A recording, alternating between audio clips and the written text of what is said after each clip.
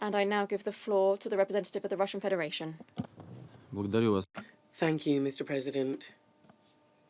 We are grateful to the Special Representative of the Secretary General, Mr. James Swan, the head of AMISOM, Francisco Madeira, for their substantive briefings. We would also like to thank the Director of CIPRI, Dan Smith, for providing us with that information. Russia wholeheartedly supports the efforts of the federal government of Somalia to achieve domestic political and economic stability and also to implement democratic changes.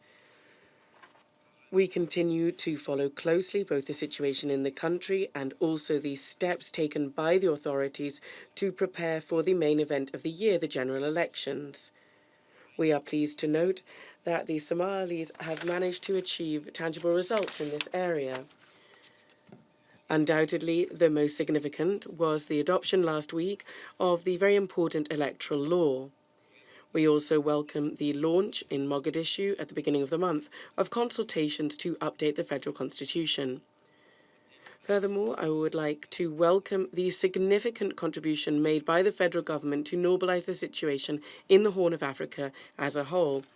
The announcement at the end of January by the President, Mr. Mohamed, and the leaders of Ethiopia and Eritrea on their commitment to previous agreements and to their plan of action is a good illustration of this. At the same time, much remains to be done. We trust that the Somalis will continue to respect their commitments. We agree with the Secretary-General report's assessment that the absence of constructive dialogue between Mogadishu and the federal member states is a significant factor holding back the political process and also hampering efforts to foster national reconciliation in Somalia. Indeed, without a resumption of this dialogue, the myriad problems the country is facing are unlikely to be resolved. We would urge the Somali authorities to step up work to build bridges with the authorities of Jubaland and Puntland and also to solve political disagreements in Galmudug. It is our belief that a significant contribution in solving these issues could be made by setting up a standing mechanism for discussions between the federal member states, including Somaliland. Mr. President, a serious security challenge to the country is still posed by the Al-Shabaab group. We are seriously concerned by the significant increase in terrorist activity by its fighters and by them using in their attacks increasingly sophisticated improvised explosive devices.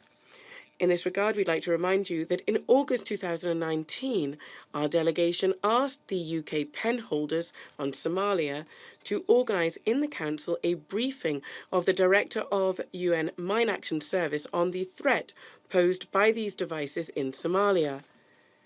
We could have heard from him today. However, our request unfortunately went unheeded.